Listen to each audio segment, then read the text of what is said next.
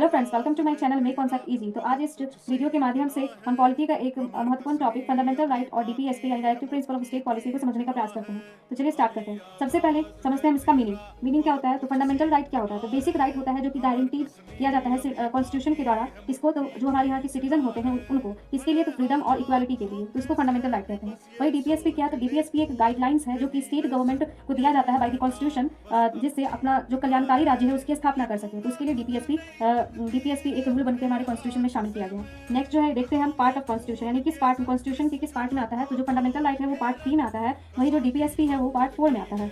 उसके बाद इसका आर्टिकल देखते हैं। तो आर्टिकल जो हमारा फंडामेंटल राइट वो 12 to 35 के बीच में दिया गया है। वही डीपीएसपी जो है हमारा आर्टिकल 36 से लेकर के 51 के बीच में आता है। अब इसका नेचर देखते हैं। तो इसका जो नेचर है वो लीगली इन्फोर्सेबल है, यानी कि अगर बाई चांस अगर फंडामेंटल राइट का कोई गवर्नमेंट बॉडी या फिर कोई अन्य इंस्टीट्यूट अगर इसका उल्लंघन करता है तो ये क्या है, जस्टिसेबल है, यानी कि हम कोर्ट में जा सकते हैं इसको लेकर के। वही अगर जो डीपीएसपी की बात करें, अगर इसके एक भी कानून को अगर वायलेंस किया जाता है तो इसके लिए हम कोर्ट में नहीं जा सकते हैं। इसका मतलब ये है कि एक नॉन जस्टिसेबल है।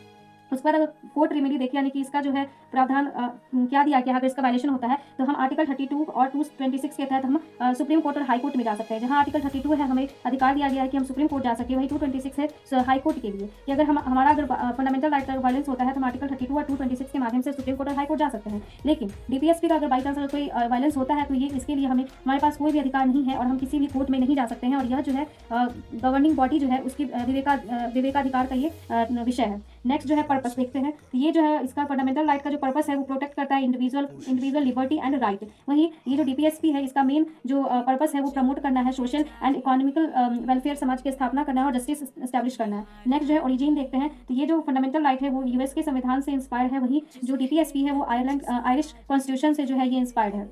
नेक्स्ट देखते हैं प्रायोरिटी, यानी प्रायोरिटी मतलब अगर फंडामेंटल राइट और डीपीएसपी में अगर कंफ्लिक्ट होता है तो किसको प्रायोरिटी दिया जाएगा। तो ऐसा देखा गया है कि प्रायोरिटी में जो है फंडामेंटल राइट को प्रायोरिटी दिया गया है ओवर डीपीएसपी। और अगर डीपीएसपी में देखें तो यहाँ भी फंडामेंटल राइट को ही जो है प्रायोरिटी दिया गया है और यहाँ पे जो डीपीएसपी है वो सबऑर्डिनेट हो जाता है। अब हम यहाँ पे एग्जांपल्स देखते हैं। तो फंडामेंटल राइट का जो एग्जांपल है वो है राइट टू इक्वालिटी जो कि आर्टिकल 14 में है। फिर है राइट टू फ्रीडम जो कि आर्टिकल 19 में आता है। फिर नेक्स्ट जो है कल्चर एंड एजुकेशनल राइट है जो कि 29 में। इस तरह 12 से लेकर के 35 के बीच में फंडामेंटल राइट दिया गया है। वहीं अगर हम डीपीएसपी की बात करें तो ये जो है आर्टिकल 39D में equal pay for equal work दिया गया है। फिर आर्टिकल 44 के तहत यूनिफॉर्म सिविल कोड है। वहीं आर्टिकल 50 के तहत जो है सेपरेशन किया गया है जुडिशियल को फ्रॉम एग्जीक्यूटिव से। Thank you. आज के लिए बस इतना ही। इस चैनल को सब्सक्राइब करना ना भूलें। जय हिंद, जय भारत।